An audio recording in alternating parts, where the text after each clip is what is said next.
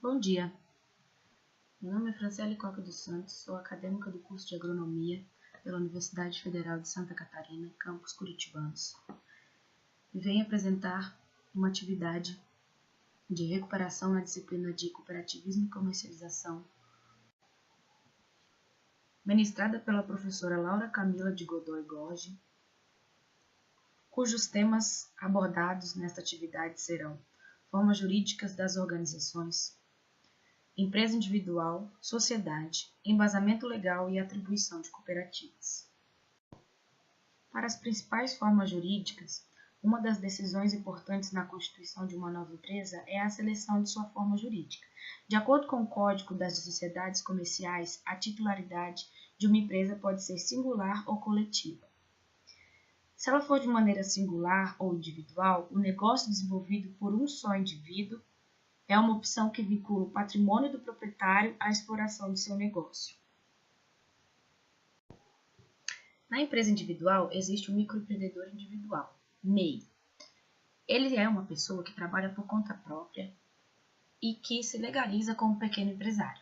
E para ser um MEI, é necessário faturar no máximo até R$60 mil por ano e não ter a participação de outra empresa como sócio ou titular. O MEI também pode ter um empregado contratado que receba o salário mínimo ou um piso da categoria. De acordo com a Lei Complementar número 128, de 19/12/2008, foram criadas condições especiais para que o trabalhador conhecido como informal possa se tornar um MEI legalizado. Dentre as vantagens oferecidas por essa lei, tem-se a possibilidade de se tornarem pessoas jurídicas, como o CNPJ, para facilitar a abertura de conta bancária, pedidos de empréstimos e a emissão de notas fiscais. Além disso, o MEI será enquadrado no Simples Nacional e ficará isento dos tributos federais, como Imposto de Renda, o PIS, CONFINS, IPI, CLC. Assim, pagará apenas o valor mensal de R$ 45, sendo comércio ou indústria, R$ 49 prestação de serviços ou R$ 50 comércios e serviços, que será destinado à Previdência Social e ao ICMS ou ao ISSS. Essas quantias serão atualizadas anualmente de acordo com cada salário mínimo. Com essas contribuições, o microempreendedor individual tem acesso a benefícios como o auxílio maternidade, o auxílio à doença, aposentadoria, entre outros. Já o empresário individual, anteriormente chamado de firma individual, é aquele que exerce em nome próprio uma atividade empresarial. É a pessoa física, titular da empresa. O patrimônio da pessoa natural, física, e do empresário individual são os mesmos. Logo, o titular responderá de forma ilimitada pelas dívidas. É importante salientar que o empresário individual pode obter diversos benefícios se registrando como microempreendedor. Porém, o empresário individual se diferencia do MEI, principalmente com relação a restrições de atividades, ao faturamento anual e ao número de obrigações acessórias. O empresário individual também é um profissional que trabalha por conta própria, mas seu faturamento anual máximo pode chegar até R$ 360 mil, sendo considerado uma microempresa, ou até 3,6 milhões, sendo considerado uma empresa de pequeno porte.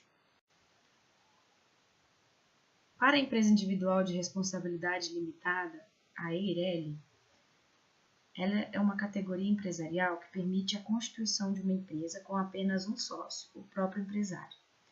Foi criada em 2011 e surgiu com o propósito de acabar com a figura do sócio fictício, sendo uma prática muito comum em empresas registradas como sociedade limitada, que antes só poderiam ser constituídas por, no mínimo, 2 pessoas, e que agora podem ser abertas como um único sócio. A EIRELI permite a separação entre o patrimônio empresarial e privado, ou seja, caso o negócio contraia dívidas, apenas o patrimônio social da empresa será utilizado para quitá-las, exceto em casos de fraude. Então, isso é garantido pela exigência de um capital mínimo de 100 vezes o valor do salário mínimo no momento do registro da empresa. A EIRELI pode ser uma opção para as micros e pequenas empresas, apresentando alguns aspectos, como o exercício da atividade empresarial por uma pessoa com responsabilidade limitada, sem comprometer o patrimônio pessoal. Não há a necessidade de constituir um sócio fantasma, como ocorre em sociedades limitadas. O empresário, mesmo individual, ele adquire personalidade jurídica. Há a redução de informalidade, com a regularização da situação do empresário individual de fato, que exercia a atividade à margem da lei. Se o empresário for o único sócio em uma empresa já registrada com outro regime jurídico, ele pode convertê-la em EIRELI, assumindo, portanto, a condição de uma EIRELI derivada. O empresário também tem a liberdade de escolher um modelo de atribuição ou tributação que melhor adapte a sua atividade ao porte de sua empresa, podendo optar, inclusive, pelo Simples Nacional. Os ramos de atividades econômicas permitidos à EIRELI são amplos e abrangem todas as atividades comerciais, como as industriais, rurais e as de serviço. Para a sociedade, os negócios são desenvolvidos por várias pessoas, tidos como sócios, e que a responsabilidade é partilhada pelos vários proprietários. Desta forma jurídica, podemos dizer que temos a sociedade LTDA, a sociedade anônima, a sociedade simples, sociedades cooperativas e a sociedade em comandita. Este modelo de sociedade estabelece regras com base no valor que cada sócio investe no capital da empresa. O principal objetivo dessa forma de sociedade é regulamentar a abertura de uma empresa a partir do investimento dos sócios para o capital social. O termo limitada significa que cada associado tem sua participação definida com base em sua contribuição. Sendo assim, os investimentos como dinheiros, imóveis ou outros bens avaliáveis podem ser equivalentes, com a divisão em partes iguais entre os associados, ou parcialmente, com uma quantia para cada sócio especificado no contrato de abertura da empresa. Esta sociedade protege o patrimônio pessoal de cada sócio no caso de falência, fechamento ou desligamento da empresa, uma vez que a participação no capital social da empresa é regulamentada por cotas e não por ações, como acontece nas sociedades anônimas. Como características dessa sociedade, temos os termos de responsabilidades, que garantem a participação dos sócios como sendo limitado e condicionam a integralização do capital social que ele comprometeu a investir. Se o valor prometido não for totalmente pago, o sócio responderá pela parte que faltará. A parte de exclusão, o sócio pode ser excluído em duas situações: ao não pagamento do valor prometido para a integralização do capital social ou quando coloca em risco a existência do negócio, a exemplo da quebra de alguma cláusula do contrato. É vetada ou retirada a distribuição dos lucros para os sócios caso haja prejuízos para o capital da empresa, com o objetivo maior da sociedade é garantir a estabilidade e o bom funcionamento do negócio. É necessária a contribuição do Conselho Fiscal, sendo facultativo para sociedades limitadas. Apesar disso, tem se apresentado como um mecanismo eficiente para gerenciar as ações internas da empresa, inclusive como meio de integrar a visão de todos os sócios. A sociedade anônima, também chamada de sociedade por ações, é o nome dado a uma empresa com fins lucrativos que tem o seu capital dividido em ações e a responsabilidade de seus sócios limitada ao preço da emissão das ações subscritas ou adquiridas. Os sócios são chamados de acionistas e têm responsabilidade limitada ao preço das ações adquiridas. Para enfrentar o funcionamento de uma campanha ou sociedade anônima, é preciso compreender os seus conceitos básicos. Titulados pela Lei 6.404/76, é necessário compreender os seguintes conceitos. Capital inicial. O capital inicial ele é repartido em partes chamadas ações, sendo a soma de toda a contribuição dos sócios, isto é, O montante financeiro pertence à companhia. Com essa quantia, a sociedade dá início à parte econômica. O capital social é expresso em moeda nacional e pode compreender qualquer espécie de bem que passa a ser avaliado em dinheiro durante o processo de formação. São instituídos por lei algumas regras que delimitam os valores dos bens que farão parte do capital social, como a redução de capital pode ocorrer por desvalorização das ações ou por excesso ou falta de subscrituras. O aumento de capital ocorre quando as ações se valorizam ou há entrada de subscritores, pois eles adquirem ações, aumentando então o patrimônio da companhia. Dentro disso, a sociedade de capital. Elas podem ser ações de uma sociedade anônima, transmitidas para qualquer pessoa sem se importar com a característica do sócio. O estatuto não pode proibir esse tipo de negociação, mas pode limitá-las.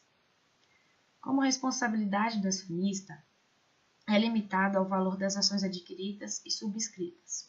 Assim que a ação for integrada, o acionista não terá nenhuma responsabilidade suplementar. Sendo assim, temos dois tipos de sociedade anônima. A sociedade de capital aberto, quando seus valores mobiliários podem ser negociados ao mercado de valores, como a bolsa de valores ou o mercado do balcão. E a de capital fechado. Os seus valores mobiliários eles não passam por negociações na bolsa ou no mercado de balcão. Sendo assim, é importante saber a diferença entre as duas, por suas principais características e as vantagens e desvantagens. Outro elemento essencial é a questão das ações. Elas podem restringir os direitos e as vantagens do acionista e mostram o tamanho da empresa. Sendo assim, como características de uma sociedade anônima, podemos citar que ela possui um capital dividido em ações. As ações podem ser emitidas pela empresa com autorização de uma comissão de valores imobiliários. Sua estrutura organizacional se compõe por uma Assembleia Geral, o Conselho de Administração, a Diretoria e Conselho Fiscal. Ela pode ser uma sociedade aberta ou fechada.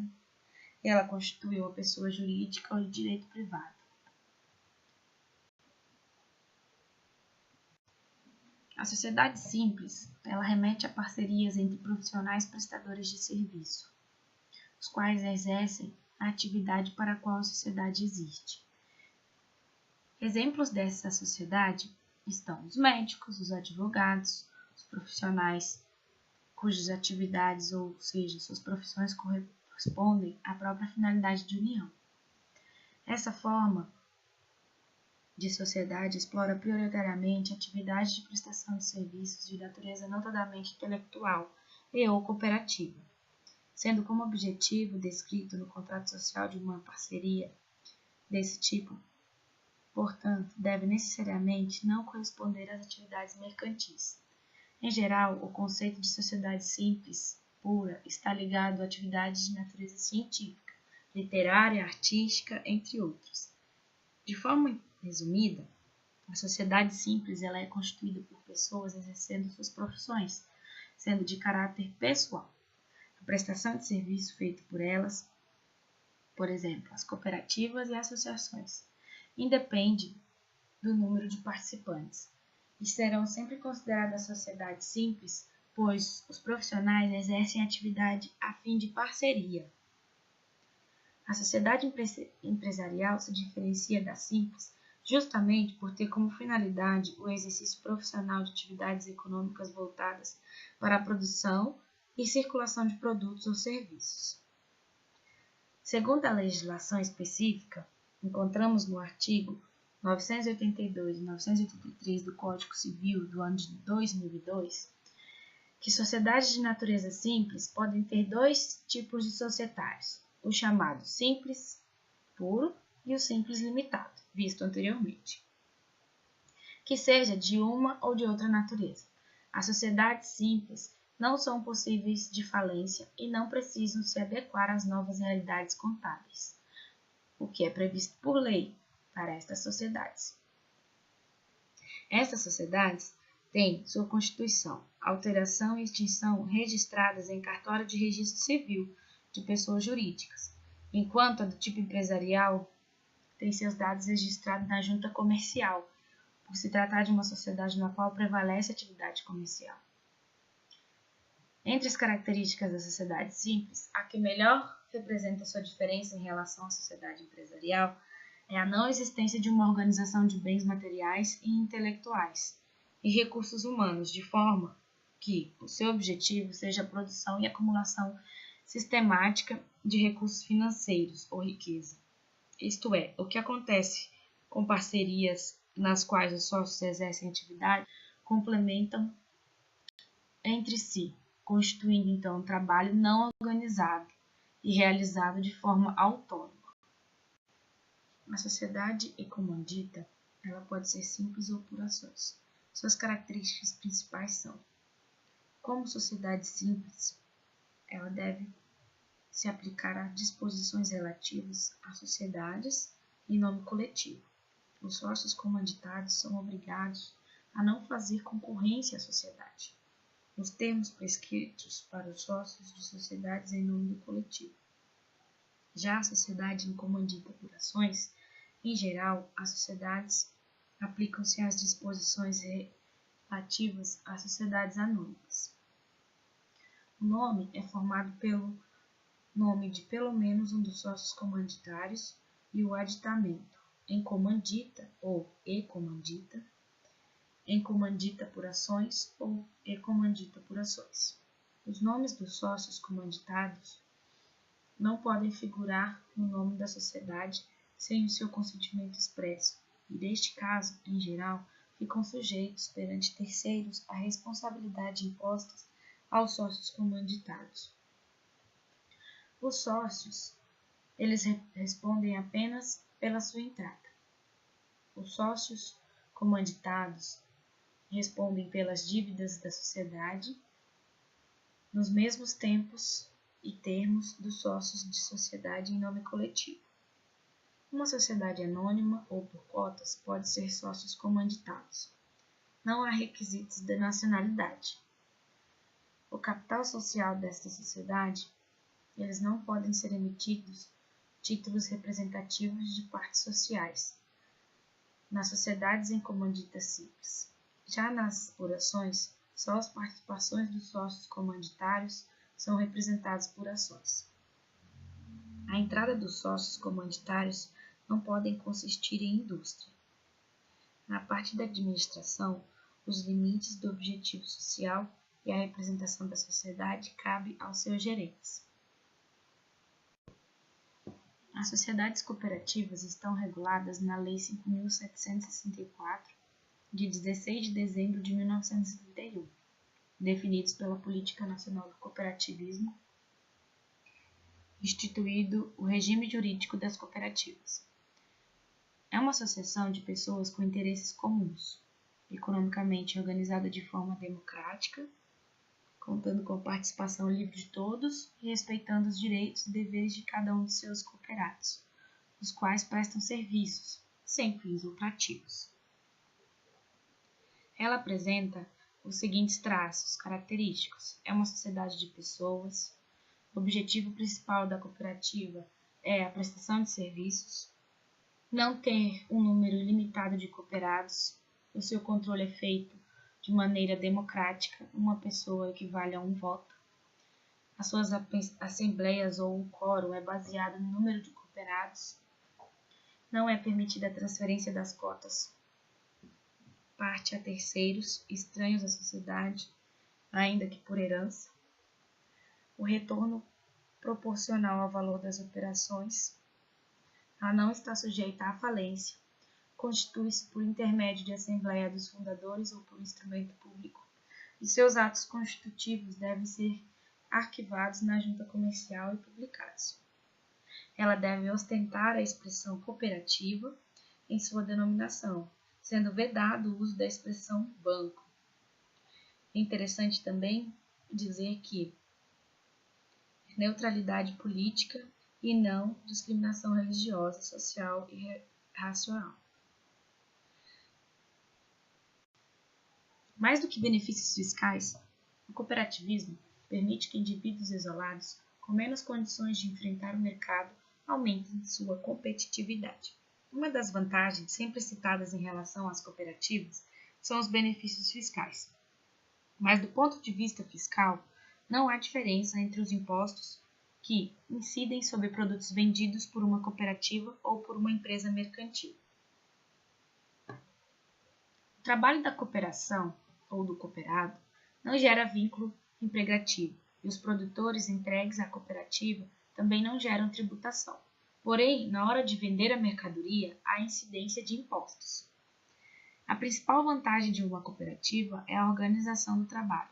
Ela possibilita que o indivíduo isolado e com menos condições de enfrentar o mercado aumente sua competitividade e melhore sua renda ou a sua condição de trabalho. Dado a isso, vamos falar um pouco sobre tributação. O imposto de renda de uma pessoa física, IRPF, os associados de uma cooperativa devem recolher o IRPF. O Programa de Integração Social, PIS, as cooperativas estão sujeitas ao pagamento desse tributo de duas formas. Uma, por alíquota de 1% sobre a folha de pagamento mensal dos empregados, ou 2, sobre a receita bruta, calculada a alíquota de 0,65% a partir de fevereiro de 2003. A contribuição para o financiamento da Seguridade Social, o CONFINS, as cooperativas estão isentas do recolhimento, mas apenas em relação aos atos cooperativos de suas finalidades. O ato cooperativo não é uma operação de mercado, nem contrato de venda ou compra, e também não gera faturamento e nem receita. Por isso, não há incidência de CONFINS. A contribuição social sobre o lucro líquido, CSSL, o resultado positivo obtido pelas cooperativas nas operações realizadas com os seus associados ou os atos cooperativos, não integra a base de cálculo da contribuição social sobre o lucro líquido. As cooperativas ficam isentas dessa contribuição social. O imposto de renda sobre o lucro líquido não há incidência nos atos cooperativos. O imposto de renda da pessoa jurídica, o regulamento impõe que a renda é taxativa. Nas cooperativas que operam com associados, praticando o ato cooperativo, as sobras existentes no encerramento do balanço não são tributadas, considerando que a cooperativa não é sociedade comercial. Já o FGTS, Fundo de Garantia por Termos de Serviço, somente é recolhido para os empregados da cooperativa. Não há recolhimento para os cooperativados. O INSS, Instituto Nacional de Seguridade Social, incide em um percentual de 15% sobre a retirada de cada cooperante. Se eles forem autônomos, no caso inscritos na Previdência Social, a contribuição será de 20% sobre o salário base de cada associado. E é importante ressaltar aqui que a obrigação do recolhimento é de exclusiva responsabilidade da cooperativa. Sobre o Imposto sobre Serviço, ISS, a maioria dos municípios brasileiros cobra este imposto sobre o total do faturamento da cooperativa. Porém, vários especialistas entendem que a única receita operacional da cooperativa de trabalho é a taxa de administração, que se tornaria o fator gerador do ISS. O Imposto sobre Circulação de Mercadorias e Serviços, ICMS, havendo circulação de mercadorias ou prestação de serviços tributáveis, a cooperativa estará sujeita à cobrança desse ICMS, de acordo com a legislação estadual em que efetuar as operações.